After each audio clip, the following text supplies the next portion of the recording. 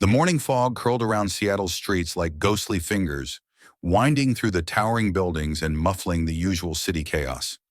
The air was crisp with the faint smell of fresh coffee drifting from a nearby cafe, blending with the distant hum of car engines. I barely noticed. The city was alive, horns blaring, footsteps echoing against concrete, voices blending into an urban symphony. A street performer strummed his guitar on the corner of Pike Place, his melody lost in the swell of morning commuters.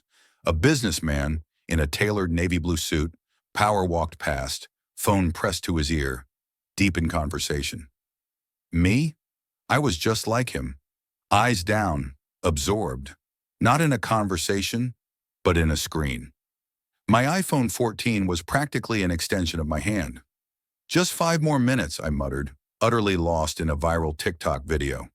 A street reporter was interviewing a conspiracy theorist about how AI was taking over human consciousness. His wild gestures, the dramatic captions, and the swelling background music had me hooked. I was late for my marketing team meeting. Again. My boss, Jennifer, had already sent me 2 passive-aggressive Slack messages. Jennifer. Avalon, we're waiting. Jennifer. Let me guess. Got caught up in something urgent? I should have looked up, should have hurried, should have cared, but instead, I scrolled. And that's when it happened. I never saw the truck. I heard it first. A low, gut-churning roar, the kind that makes your spine tighten, that instinctively tells your body, move, but I didn't. Not fast enough. A deafening screech of tires, the metallic crunch of steel folding into itself. A flash of something white and massive barreling toward me. Then impact. It hit me like a wrecking ball. One moment I was walking, the next I was weightless, airborne. For a split second, time froze.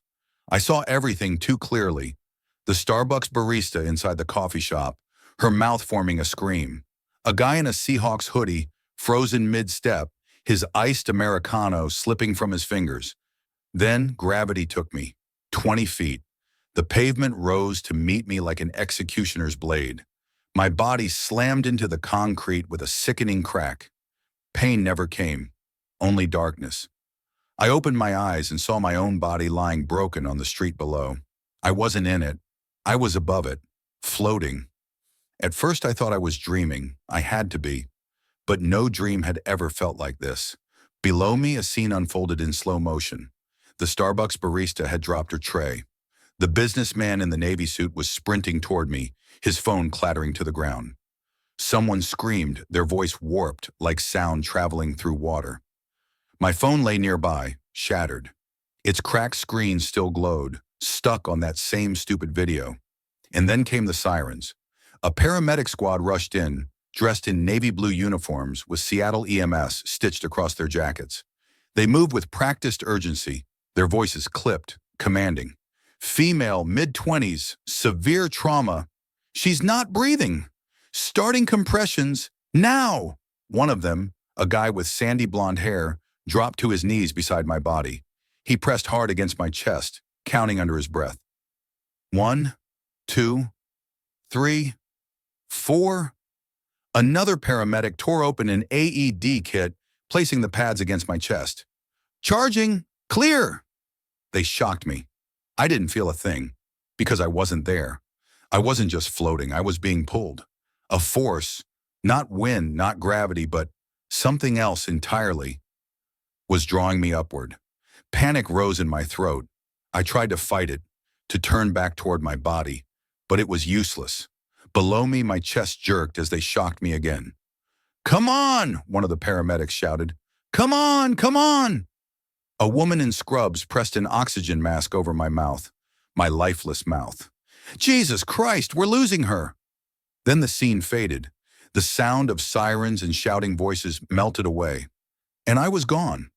At first I thought I was falling, but no, I was rising, faster, faster. The world around me blurred, then vanished, and ahead a tunnel of light. But this wasn't just any light. It was alive. It wasn't just something I could see. I could feel it. It pulsed with something bigger than warmth, something beyond human emotion. It was like stepping into pure knowledge, pure love, pure truth. A thought flickered through my mind. Is this death? Then I felt it. A presence. No, not just a presence. The presence. An energy so overwhelming, so unimaginably vast, that I should have felt terrified. But I wasn't. I was home. And then it spoke. Welcome, my child. I had no mouth, no vocal cords, but my thoughts became words. Who, who are you? A pause, then an answer, not spoken, but placed directly into my being. I am. I didn't need an explanation. I knew exactly who he was. God. The realization should have broken me, should have filled me with awe, with fear. But all I felt was love. Not the kind of love humans give, flawed and fleeting. This was pure, unconditional, consuming. It filled every crack of my soul, every space I never even knew was empty. I wanted to stay in it forever. But then something shifted. The air around me rippled, and suddenly I was falling. I woke up to screaming, my own. Pain exploded through my ribs. I gasped, vision blurred, lungs burning. A mask covered my face, the smell of sanitized plastic and blood filling my nose. A paramedic's face hovered over mine. Blonde hair, blue eyes. The same guy who had done CPR. His pupils dilated in shock. She's back! Another medic let out a whoop. I was alive, but I knew I hadn't just come back. I had been sent back. And whatever had just happened to me, it wasn't over. I wasn't in pain. I was floating. The world beneath me was moving, too slow yet too fast. A woman gasped, her Starbucks cup slipping from her fingers, splattering caramel macchiato onto the pavement. A man in a Seahawks hoodie cursed under his breath, frozen mid-step. The delivery truck driver, the one who had hit me, stood in the middle of the intersection, his hands tangled in his hair, his face twisted with horror, lips forming silent prayers. Then the sirens. Flashes of red and blue cut through the fog, bouncing off the glass skyscrapers of downtown Seattle. Paramedics rushed in, their movements sharp, urgent. Someone was shouting orders, but the words felt distant, like hearing a conversation through water.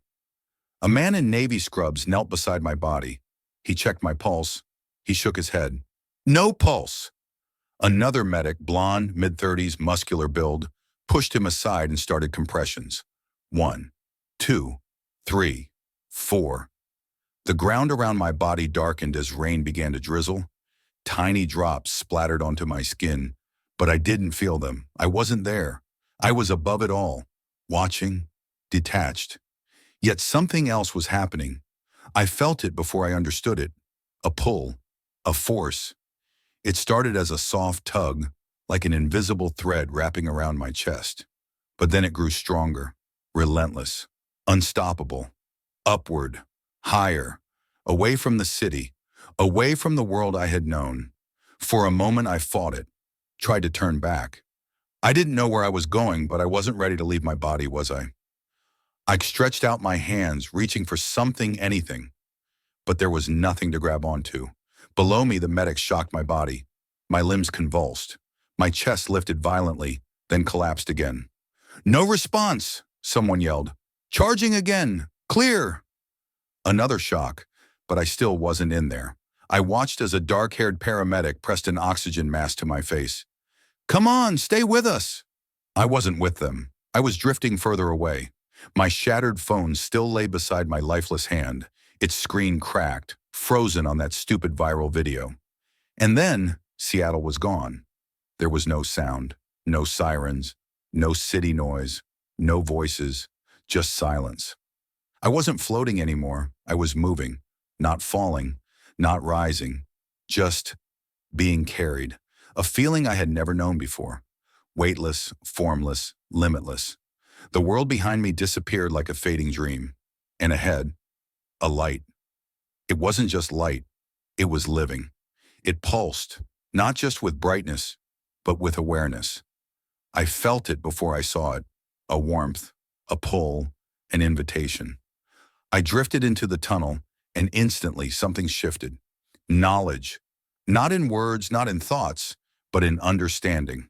It poured into me, wrapped around me, filling spaces I hadn't known were empty. I understood time differently. I understood myself differently. And then, I wasn't alone. I didn't see it. I felt it first. It was vast, overwhelming, infinite, yet personal, intimate, close. A warmth unlike anything I'd ever known. I should have been afraid, but I wasn't, because I knew. I always knew. Welcome, my child. The voice wasn't a sound. It was inside me, around me, through me. It wasn't just a voice.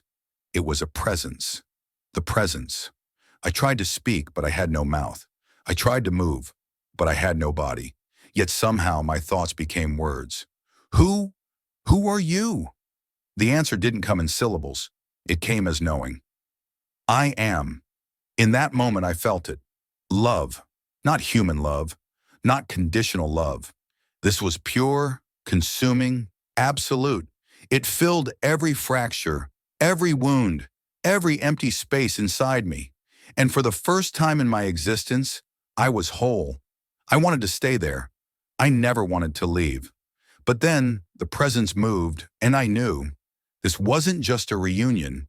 It was a revelation. The light around me shifted.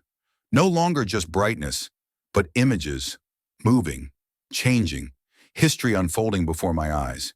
From the first fires sparked by early humans to the glow of modern city skylines. From the printing press to the smartphone. Technology, advancement, progress. I saw humanity evolving. But something was wrong. At first I didn't see it. Then the presence guided my eyes. Do you see? And I did. Throughout history, people had been connected, not just physically, but spiritually. Glowing golden threads stretched between them. Family, love, friendship, community. These threads pulsed with energy. They were alive. But then, something changed. The golden threads weakened, not all at once, slowly, subtly, and in their place. New threads formed, cold, artificial, digital. I gasped. What's happening? The presence responded. Your species has created wonderful tools, but you have allowed them to become false idols. You have replaced true connection with imitation. The golden threads continued fading, and I saw the truth. Humanity wasn't just advancing, it was disconnecting from each other, from the divine, from everything real. A sharp, cutting thought shot through me. What have we done? I turned to the presence. I could feel the answer before he spoke it. You must understand before it is too late. And just like that, the visions deepened, and I saw the future. The light was everywhere, but it wasn't like sunlight or a hospital's blinding fluorescence, or even the comforting glow of a candle. This light was alive. It didn't just shine, it hummed, pulsed, breathed. It carried knowledge, love, and absolute truth. It wasn't something I was looking at. It was something I was inside of. And then, a presence. No, not just a presence. The presence. Something so vast, so powerful, so infinite that I should have felt terrified. But I wasn't. Because woven into that power was love. The kind of love that doesn't just surround you, it remakes you. I had no body, yet I felt myself tremble. Welcome, my child. The voice wasn't sound. It was inside me, around me, through me. A force, a thought, a truth, all at once. I had no lips, no lungs, but my thoughts formed words. Who are you? A pause, not silence, expectation. Then an answer, not spoken but placed directly into my being. I am. I didn't need more. I knew exactly who he was. The moment I understood, something broke open inside me. A dam I hadn't known was there. And suddenly I was drowning, but not in fear, not in shame, in love. It filled me, consumed me, burned through every dark and hollow place in my soul. It was a love that had been waiting for me since before I was born, a love that had never left me, even when I had ignored it. I realized in that moment how small human love was in comparison. We love in fragments, in conditions, in moments. But this was complete. This was whole. This was everything. I wanted to sink into it, to let it consume me. But then something shifted. The presence moved, and I understood. This wasn't just a reunion. It was a lesson. The light around me changed. It stopped being a tunnel and became something else. A window, number 8 doorway, and beyond it, a vision, a truth. I was about to see something that would change everything. At first, I didn't understand what I was looking at. It was Earth, but not as I had ever seen it before. It was history, all of it. From the first time humans sparked fire in a cave to the glow of towering cities at night, the rise of technology, the printing press, the light bulb, the radio, the telephone, the computer, the internet, the smartphone. Everything I had known, everything my world had celebrated, it all moved so fast. Like I was watching time itself speed up. People connected, spoke across distances, shared knowledge instantly, laughed, created, advanced. But then, something shifted. Look closer. I felt the presence direct me, not just to watch, but to understand. And that's when I saw them. Golden threads. They stretched between people, pulsing with energy, with life, with connection. But as time passed, something strange happened. The golden threads began to weaken, not disappear, but fade. And in their place, new threads formed. Cold, artificial, digital. At first, I thought they looked the same, but then I felt the difference. The golden threads were warm, vibrant, living. The digital threads, they were hollow. I gasped. What's happening? False idols. The presence responded. Your species has created wonderful tools, but you have allowed them to become false idols. You have replaced true connection with imitation. I turned back to the vision. People were still talking, but now through screens. Still laughing, but now at videos instead of with each other. Still sharing, but now in quick clicks instead of deep conversations. And the golden threads? They were barely there. But Lord, I asked, desperate to understand. Technology helps us connect. We can talk to anyone, anywhere, anytime. The presence didn't answer with words. Instead, another vision appeared. 2 realities, side by side. A coffee shop. 2 friends sat across from each other, laughing, phones tucked away. Their spiritual light intertwined, strengthening each other. A teenager alone in his room. He had thousands of social media followers, but his spirit was dim, hollow, starving. I saw a woman scrolling late at night. Her notifications lit up like fireflies. Yet inside she felt alone. I saw a child trying to talk to his mother, but she was too distracted by her screen to hear him. Humanity was starving, not for food, not for money, for real, deep, soul-level connection. The vision darkened, and suddenly I saw something worse, a possible future. A world where people had become so fragmented by constant digital stimulation that they could no longer hear the divine at all. Not because God had stopped speaking, but because they had drowned him out. A world of constant noise, a world of shallow distractions, a world where no one listened, where no one felt, where no one prayed. I screamed, "No! Stop! Make it stop!" The vision shattered, and the presence spoke. This is not destiny. This is a choice. Then, another vision, a better future, where people use technology wisely, where they put relationships first, where families ate dinner without screens, where people met in person instead of just online, where prayer returned, where humanity remembered. And I saw something else. I saw myself, telling this story, bringing this message. Your generation has great power, the presence told me. With it comes great responsibility. I took a shaky breath. What do I do? And the answer came, as clear as light. Tell them to look up. I was overwhelmed. It wasn't fear. It wasn't shock. It was something deeper, something more consuming than anything I had ever known. My soul felt like it was melting under the sheer love emanating from the presence. This wasn't the stern, distant God I had imagined in childhood sermons. The one I had pictured high above the world, watching from some unreachable place. This was warmth. This was home. This was intimate. A love that knew every flaw, every failure, every doubt inside me. and yet held me closer because of them. "You have questions," he said, not as a voice, but as a thought placed directly into my being. I nodded, or at least, I thought I did. I had no body here, no voice, no physical form, yet I existed more fully than I ever had. Why am I here? A pause. Not because he needed time to answer, but because he wanted me to absorb what was coming next. Because you are ready to see. And then, the visions began. The light around me shifted. It was no longer just radiance. It was movement. Images formed around me. Not like a screen, not like a dream, but as if I were inside them. I wasn't just watching, I was experiencing. I saw Earth in ways I had never imagined. Time rushed forward and backward at once. I saw early humans, gathered around crackling firelight, their souls glowing with golden energy.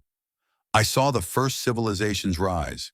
I saw ancient roads being built, trade routes forming, ideas flowing like rivers between cultures. And then I saw the age of machines, steel, engines, electricity, skyscrapers piercing the sky, cities blazing with light. Then came computers, the internet, smartphones, people who had once gathered around fires, around tables, around one another, were now gathered around screens, their souls dimmed. Not at first. At first they thrived. Communication soared. Ideas spread. Connection seemed endless. But then, something shifted. I saw a father rocking his baby in a dimly lit room, one hand holding his child, the other scrolling through his phone. I saw a group of teenagers sitting together at a diner, none of them speaking, all of them staring at glowing screens in their hands.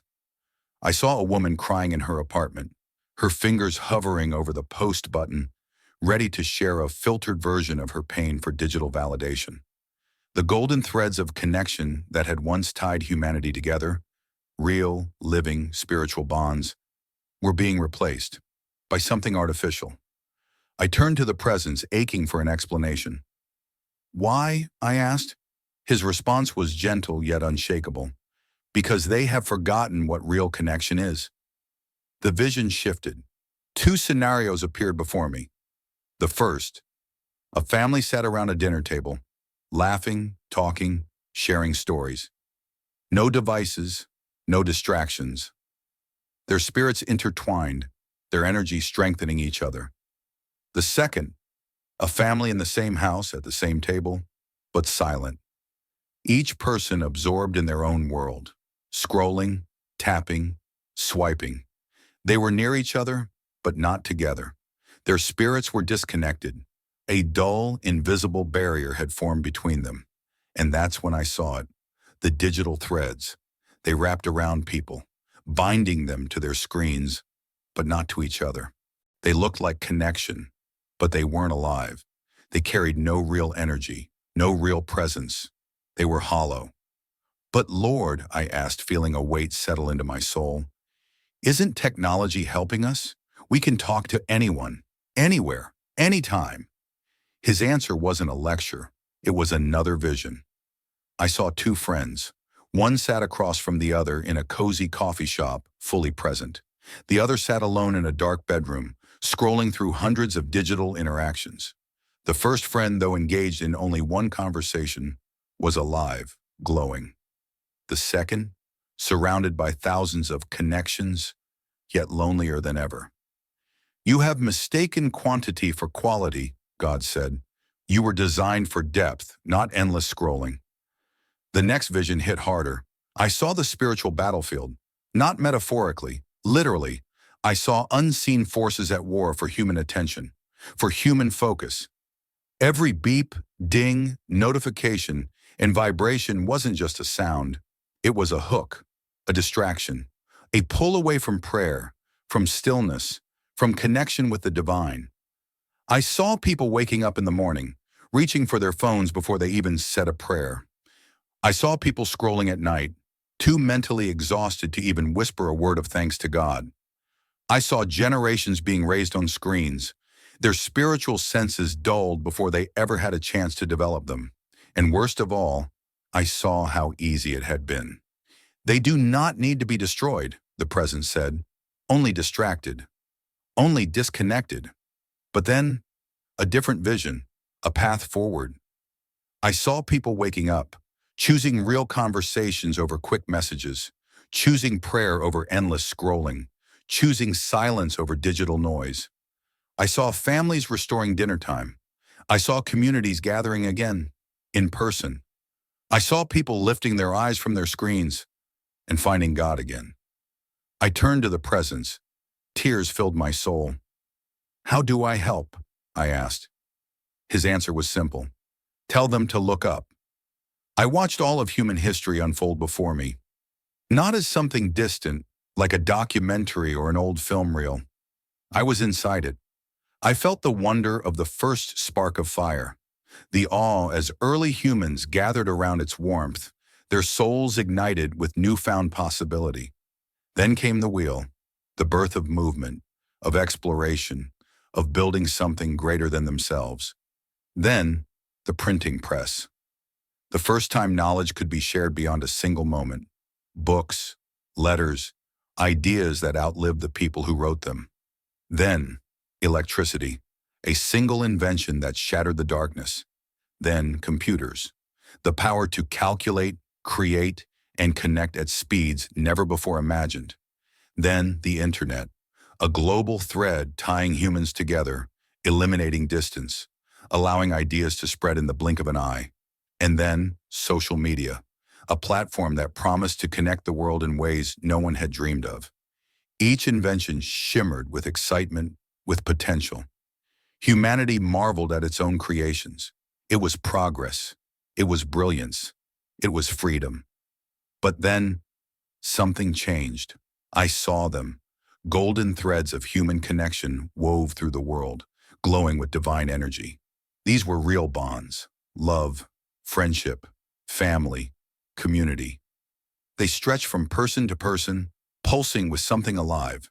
Then suddenly, they began to fade, not all at once, slowly, subtly. I gasped. "What's happening?" The presence answered, his voice woven into my very existence. "They are mistaking the counterfeit for the real?" I looked again. Where the golden threads had once thrived, new threads took their place. But these were different, cold, artificial, digital. They looked similar to the golden threads, so much so that, at first, I thought they were the same. But then I felt the difference. The golden threads carried life, warmth, depth. These new ones? They were hollow. I reached out, trying to touch one. The moment my hand brushed against it, a chill shot through me. This wasn't real connection. It was imitation. A fragile, synthetic web that mimicked the real thing, but carried none of its power. I turned to the presence, desperate for an answer. "But Lord, isn't technology meant to bring us together?" His response was gentle, yet unwavering. "Technology is a tool. It is neither good nor evil. The danger lies in how it is used. They have chosen distraction over devotion. They have chosen convenience over connection. They have chosen the temporary over the eternal." The vision shifted. I saw people everywhere, on trains and cars and restaurants, in their homes, heads down, eyes fixed on screens. They were together physically, yet alone in every other way. I saw a young boy sitting across from his father at a diner. The child's eyes were wide, eager, hopeful. He wanted to talk, to share something important. But his father? He was scrolling, thumb flicking, eyes glazed. He nodded absently, but he wasn't there. The golden thread between them weakened. Then I saw a husband and wife in their bedroom. She lay beside him, heart aching for conversation, for closeness, for intimacy. But he was lost in his phone, laughing at a post, engaged with people who weren't even in the room. The golden thread between them dimmed. Then I saw a teenage girl sitting on her bed, phone in hand. Her post had gotten hundreds of likes. Hundreds of people had commented, complimented, but inside she was empty because none of it was real. The golden thread that should have connected her to real people, real love, real support, was gone. I turned back to the presence. "Lord, they don't even realize it, do they?" "No. They think they are more connected than ever, but they are lonelier than ever. Then he showed me something even more terrifying. A world where the golden threads were nearly non-existent. A world where people had forgotten the sound of silence, where no one sat still long enough to listen to each other, to themselves, to God. A world where the digital threads had taken over. I saw a woman wake up, reach for her phone, and scroll before she even whispered a prayer. I saw a boy sitting in church, notifications lighting up his screen, never once looking up to hear the word being spoken. I saw a man fall to his knees in despair, overwhelmed with loneliness, even as his inbox was filled with messages. A world drowning in noise. A world starving for real connection. A world losing the ability to hear God at all. My soul ached. "Is it too late?" I asked, voice breaking. The presence turned toward me, and at once I felt hope. "No," he said, "it is never too late." Then the vision changed. I saw a different world, a world where people were choosing differently, where families put down their phones at dinner, where friends sat across from each other, fully present, where parents looked into their children's eyes instead of their screens, where people silenced their devices and heard the voice of God again. And suddenly I understood. "This is the choice?" I whispered. "Yes." "And I have to tell them?" "Yes." I swallowed, feeling the weight of the task before me. "But what if they don't listen?" The presence moved closer, filling me with certainty. "Some will. And that is enough." Then his final words echoed through my soul. "Tell them to look up." I saw millions of people, faces bathed in the blue glow of their screens. They scrolled. They clicked. They liked. They shared. Their souls dimmed. From the outside, nothing seemed wrong. They were engaged, entertained, distracted. They were connected. But inside, I could see it. A hollowness, a hunger, a loneliness that no amount of scrolling could fill. "But Lord," I pleaded, desperate for understanding, "technology helps us connect. We can talk to anyone, anywhere, anytime." The presence didn't answer with words. Instead, he showed me. The vision split.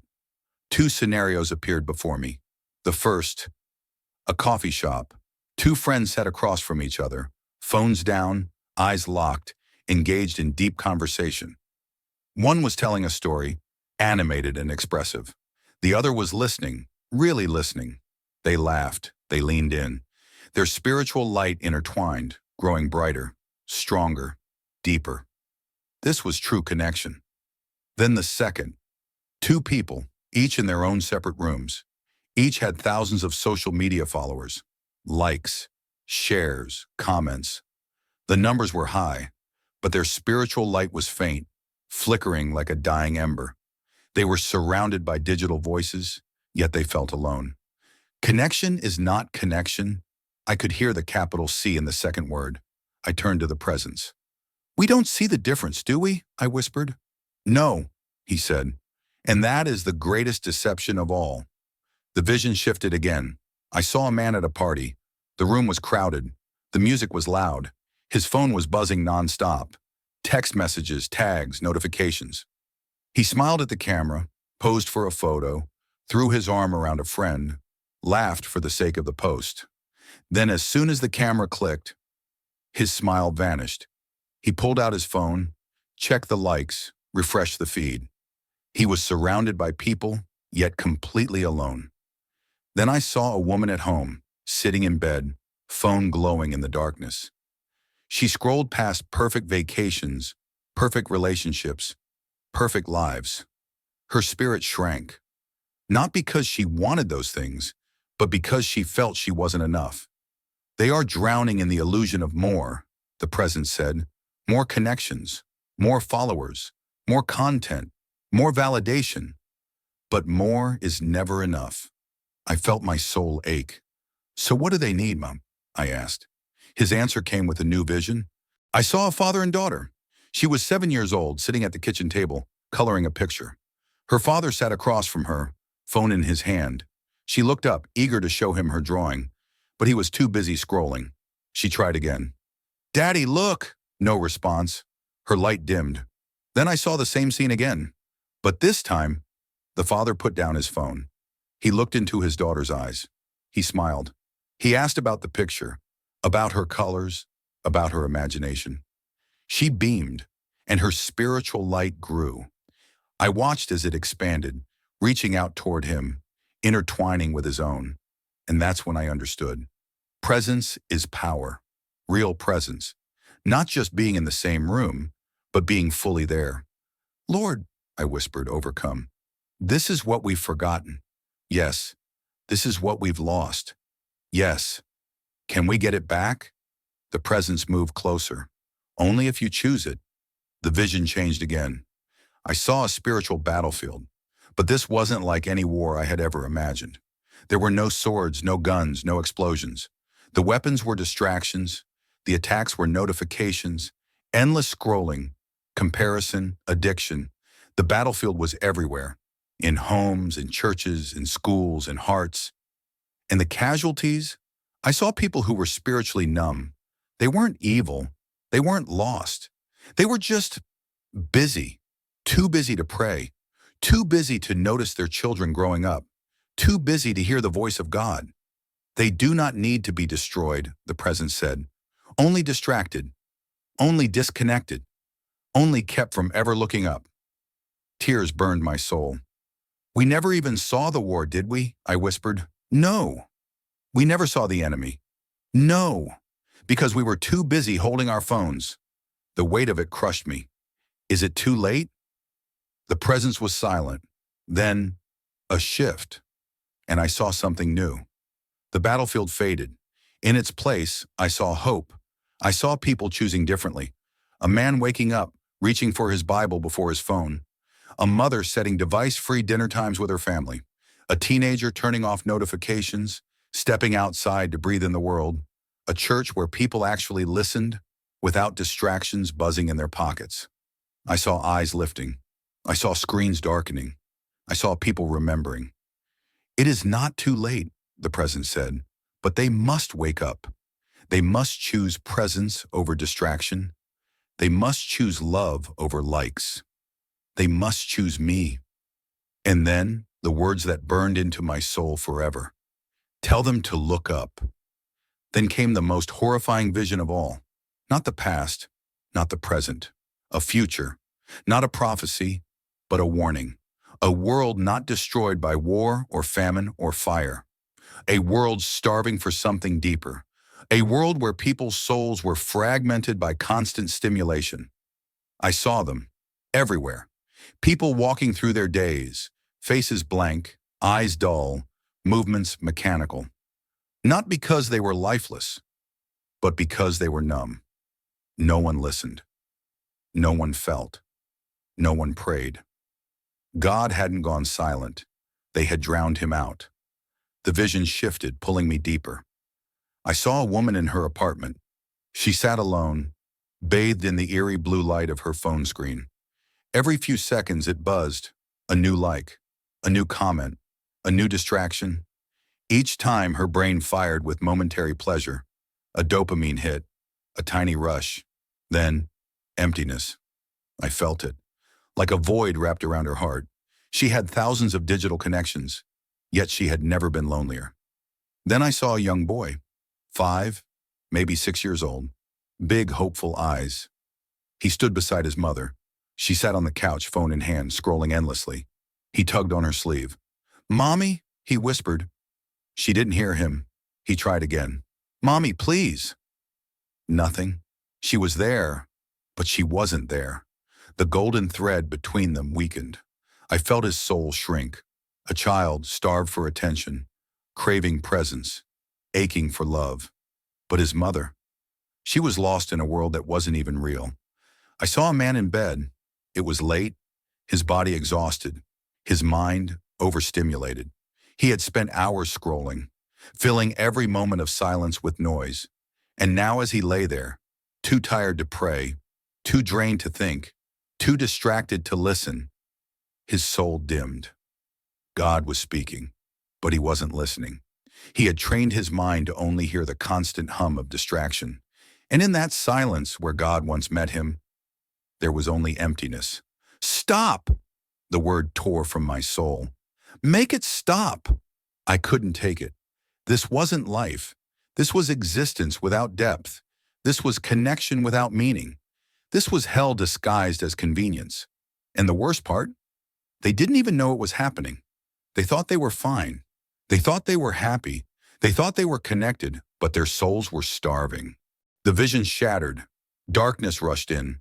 And then the presence spoke. This is not destiny. This is a choice. I turned shaking. But Lord, they don't know. They don't see what's happening. They think this is normal. They think this is progress.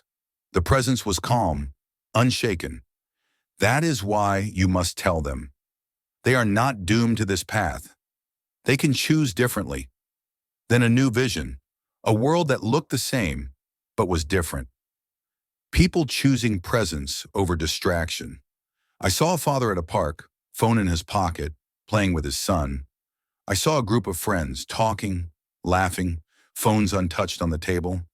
I saw a family at the dinner table, truly seeing one another again. I saw a woman waking up.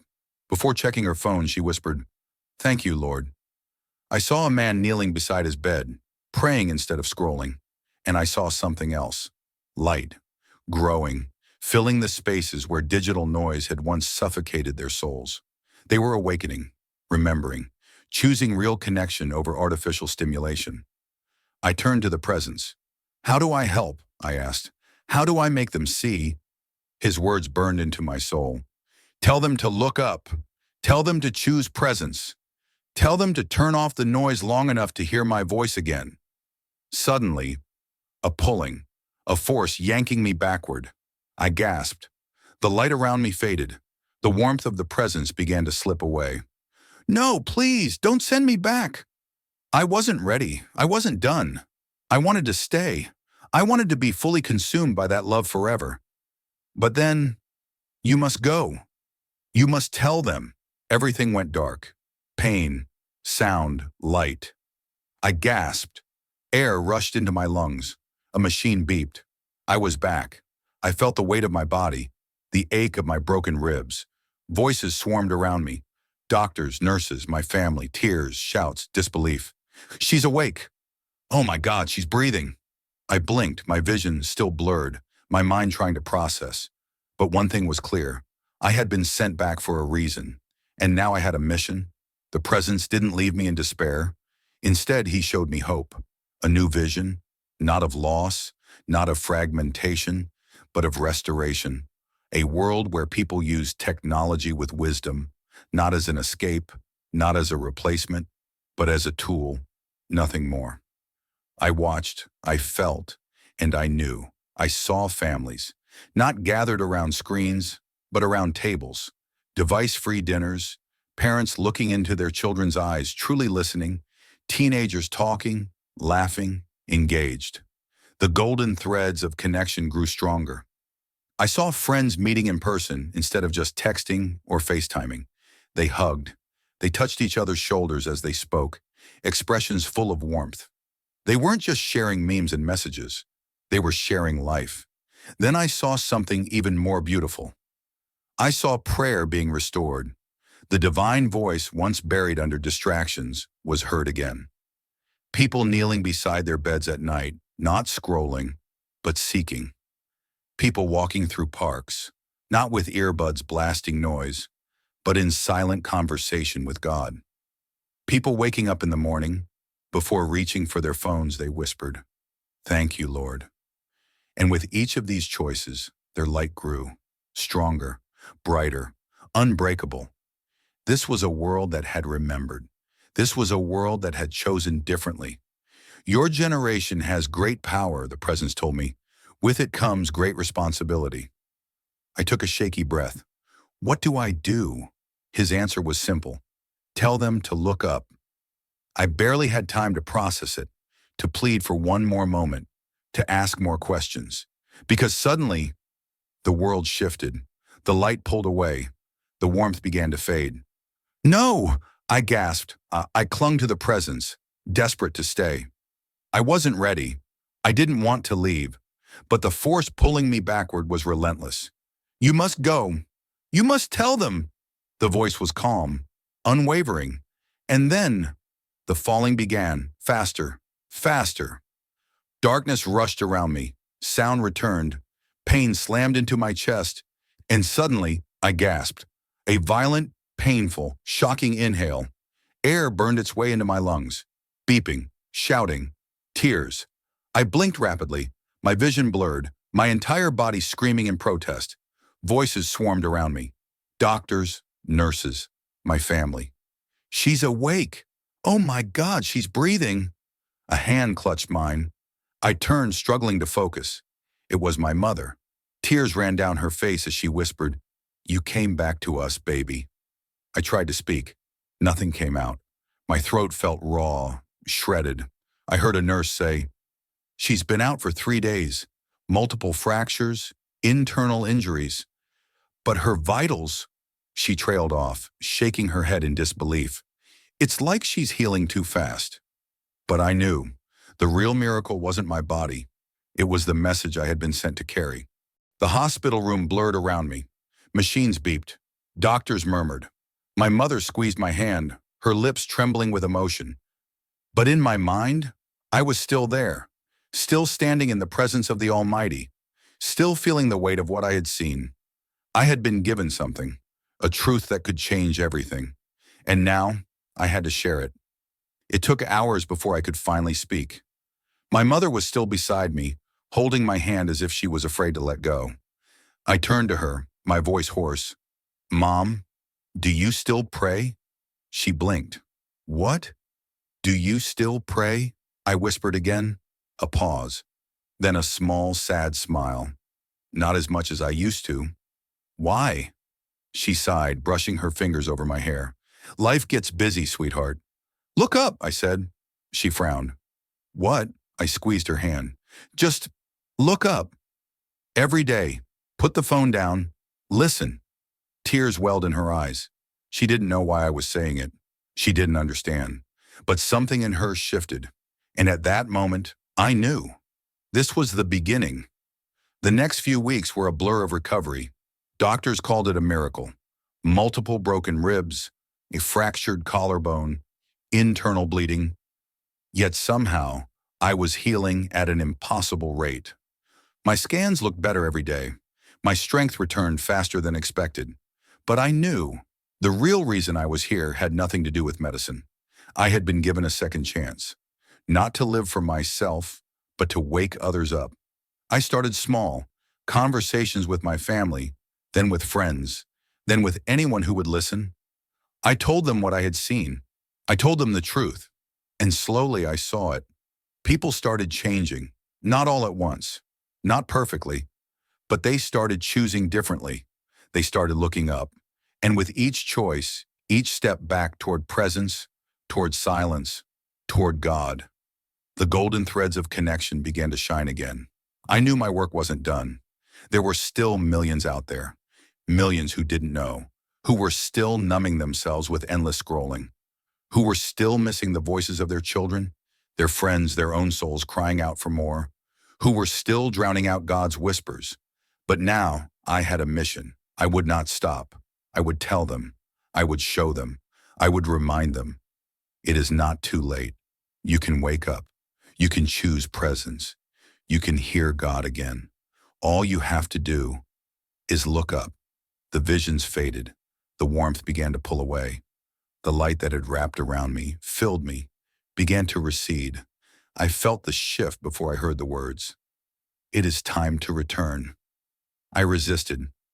Every part of me fought it. "No, please!" My soul cried out. I wasn't ready. I didn't want to leave. I didn't want to return to a world so loud, so blind, so disconnected. Not after everything I had seen. Not after knowing what was waiting here. "I don't want to leave you." But suddenly, pain, sound, light. I gasped. Air rushed into my lungs like fire. My chest ached. I felt heavy, crushed beneath the weight of a body I had forgotten was mine. The sound of hospital monitors beeping frantically filled the room. Someone screamed. A chair scraped against the floor. Then, arms around me, sobbing, voices blurring together. She's awake. Oh my God, Avalon! Call the doctor. She's breathing. My vision swam. The harsh fluorescent lights burned my eyes. I could feel the cool IV taped to my arm, the stiff hospital gown against my skin. And then, the pain. It crashed into me like a wave, radiating from my ribs, my shoulder, my spine. I felt like I had been ripped from eternity and thrown back into something too small, too fragile. My mother's face appeared in my vision, her eyes red and swollen, her hands trembling as she cupped my face. "Baby," she whispered, her voice cracking. "You came back to us." Tears slipped down her cheeks, falling onto my hospital gown. I opened my mouth trying to speak. Nothing came out. My throat felt raw, destroyed. A nurse rushed in, her sneakers squeaking against the tile floor. "Doctor, she's responsive." More movement, more voices, more hands checking machines, adjusting IVs, shining flashlights into my eyes. The doctor, a tall man with salt and pepper hair, leaned over me, his face tight with disbelief. "Avalon, can you hear me?" I nodded. The small movement sent agony slicing down my spine. The doctor exhaled sharply. "This is unbelievable." He turned to a nurse. "She was clinically dead for over 3 minutes. We prepared her family for—" He stopped, shook his head. "This shouldn't be possible." But I knew the truth. The real miracle wasn't my body. It was the message I had been sent to carry. The hospital room blurred. The machines, the nurses, the concerned faces of my family. Because in my mind, I was still there, still in the presence, still hearing his words. Tell them to look up. I felt it settle inside me. The weight of what I had seen, the weight of what I had been called to do. It was bigger than me, bigger than anything I had ever imagined. And suddenly, I was afraid. It was 2 days before I could fully speak. My body was healing faster than any doctor could explain. The fractures, the internal bleeding, the trauma, it wasn't behaving like normal injuries. I was still weak, still in pain, but I knew I had to start. So when my mother sat beside me, holding my hand, I took a slow, painful breath. "Mom, do you still pray?" She blinked. "What? Do you still pray?" I whispered again. She hesitated, then a small, tired smile. "Not as much as I used to." "Why?" She sighed, brushing her fingers through my hair like she had when I was a child. "Life gets busy, sweetheart." "Look up," I said. She frowned. "What?" I squeezed her hand. "Just look up. Every day. Put the phone down. Listen." She didn't understand. Not yet, but something shifted in her eyes. And at that moment, I knew. This was the beginning. I had to start small. Conversations with my family, then with friends, then with anyone who would listen. At first, they thought I was just grateful to be alive. They assumed I had a spiritual awakening because of the accident. But this was different. This wasn't just about faith. It was about awareness. It was about choosing to wake up. I told them about the threads, the golden connections that were fading, the digital distractions that were stealing real love, real moments, real presence. Some of them listened, some of them didn't. But I saw it. Even in those who weren't ready to fully understand, a seed had been planted. They started noticing how often they reach for their phones, how often they check notifications instead of looking at the person beside them, how often they chose noise over silence, how often they ignored God's whisper. And with each realization, each small step back toward presence, the golden threads of connection began to shine again. But I knew this wasn't enough. There were still millions out there. People who were numbing themselves with endless scrolling. People who were missing the voices of their children, their friends, their own souls crying out for more. People who had forgotten how to listen to God. I had seen it. I had felt it. And now I had to tell them. Not just a few, not just my family, everyone. The message wasn't mine to keep. It was meant to be shared. I was sent back for a reason, and I would not stop. Not until the world remembered. Not until the world chose presence. Not until the world looked up. Since that day, I have changed everything. I still use technology, but with intention. It is a tool, not my master. I set boundaries. Device-free prayer and meditation. Sacred moments with loved ones. I choose presence over distraction, and I share this message in churches, in communities, in every way I can. And now, I share it with you. It wasn't easy at first. I had been so used to it.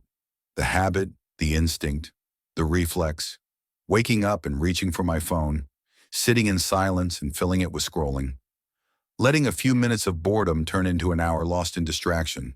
But I knew. I had seen too much. I had felt the weight of what was at stake, and I couldn't go back. So I started small. I made mornings sacred. Before checking my phone, before opening my messages, I prayed. Just a simple moment. Thank you, Lord, for today. And in that silence, I could hear him again. Then I changed my nights. No more scrolling before bed. No more drowning my thoughts in endless updates. Instead, prayer, reflection, stillness. And something shifted. I could feel it. The weight of distraction lifting. My mind was clearer. My soul was lighter. And most of all, I was present again. I started to notice things. People at dinner tables, eyes glued to screens, missing the laughter around them. Parents at playgrounds scrolling on their phones while their children begged for attention. Couples in restaurants sitting together but living separate digital lives. A mother scrolling through Instagram while her toddler pleaded for eye contact. A man on a train staring blankly at his notifications while the sunset outside painted the sky with fire. It was everywhere, and it broke my heart, because this was what I had seen. The world drifting apart, the golden threads of connection fading, and worst of all, no one even noticed. It's not that people meant to disconnect. It's not that people wanted to drown in distraction, but technology is designed to keep us there. Notifications are engineered to trigger dopamine. Apps are built to steal our time. Algorithms are crafted to keep us scrolling. And before we know it, minutes turn into hours. Conversations turn into missed moments. Prayer turns into something we don't have time for. And God's voice, drowned out by the noise. I had to ask myself some hard questions. Maybe you do too. When was the last time I sat in silence without reaching for my phone? When was the last time I had a conversation without distractions? When was the last time I felt God's presence without digital noise competing for my attention? And if I had spent all those hours scrolling, how much time had I wasted? How many moments had I missed? How many times had God spoken, but I was too distracted to listen? So I made a choice, a conscious, intentional choice, to live differently, to break free from the trap, to stop letting technology own me, to start using it with purpose. I created sacred spaces, no phones at the dinner table, no screens in the first hour of the morning, no distractions during conversations. And it changed everything. Suddenly, my relationships deepened. My conversations became real again. My prayers felt stronger. The golden threads of connection began to shine again. I had awakened, and I wasn't going back. And now I share this message, because this is no accident. Maybe you were meant to read this. Maybe this is your wake-up call. Because in the end, this isn't just about technology. It's about love. It's about presence. It's about God's voice, and whether you will listen. So I ask you, will you look up? You don't have to get rid of your phone. You don't have to reject technology, but you can choose differently. Try this. Start your mornings in silence. Before checking your phone, pray, even just for a minute. Create phone-free moments at dinner, in conversations, before bed. Turn off notifications. Stop letting your phone control your focus. Go outside. Look at the sky, the trees, the people around you. Listen to your friends, to your family, to God. It doesn't take a massive change. It takes one small choice at a time, one moment of presence, one decision to put the phone down and engage with the real world, one choice to look up. I challenge you, right now, wherever you are, put your phone down, look up, take a breath, and ask yourself, what am I missing? The answer might change your life, because what I learned in that place, in that light, in the presence of God, was that real life is happening right in front of us, and we are missing it. But we don't have to. Not anymore. This is the message I carry. The truth I was sent back to share. It is not too late. You can wake up. You can choose presence. You can hear God again. All you have to do is look up. This isn't the end. This is just the beginning. Because the moment you choose presence, the moment you put the phone down, the moment you listen, you will start to see, you will start to hear, and you will start to live. So I leave you with this. The choice is yours. Will you look up? Life lesson, the power of presence. In a world that is constantly demanding our attention, pulling us in 1,000 different directions, and drowning us in endless digital noise, the greatest lesson I learned was this. Presence is power.